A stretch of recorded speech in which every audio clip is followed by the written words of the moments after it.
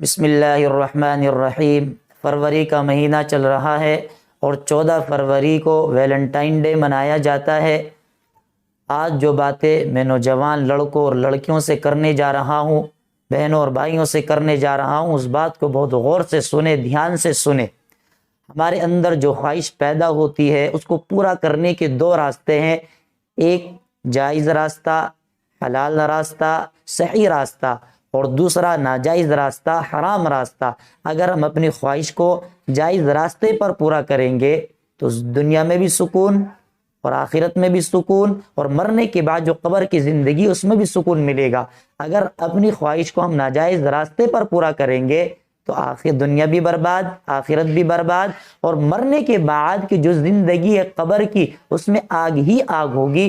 تو جائز راستہ خواہش کو پورا کرنے کا وہ ہے نکاح۔ تو ہم اپنی خواہش کو جائز طریقے پر پورا کریں، جائز راستے پر پورا کریں، ناجائز راستے پر اپنی خواہش کو پورا نہ کریں۔ ناجائز طریقے کئی سارے ہو سکتے ہیں، ان میں سے ایک ہے ویلنٹائن ڈے۔ اس میں ناجائز طریقے سے اپنی خواہشات کو پورا کیا جاتا ہے۔ اس کی ایک تاریخ ہے، 3 صدی عیسوی میں ویلنٹائن نامی ایک پادری تھے، ان کو ایک راہبہ سے محبت ہو گئی، وہ ایک راہبہ سے عشق کر بیٹھے۔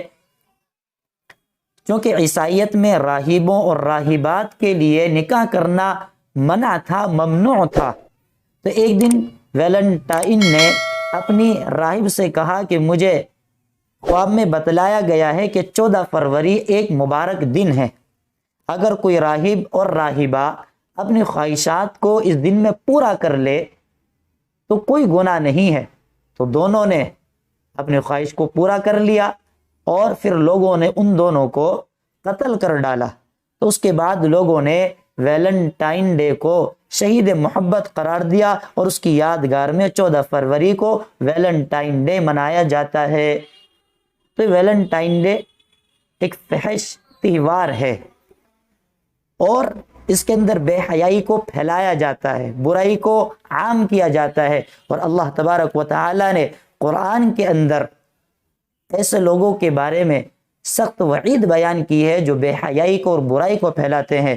قرآن کے اندر ان الذین یحبون ان تشیع الفاحشۃ فی الذین آمنوا لہم عذاب علیم فی الدنیا والآخرہ، جو لوگ ایمان والوں کے درمیان بے حیائی کو، برائی کو پھیلاتے ہیں، ان کے لیے دنیا میں بھی اور آخرت میں بھی دردناک عذاب ہے۔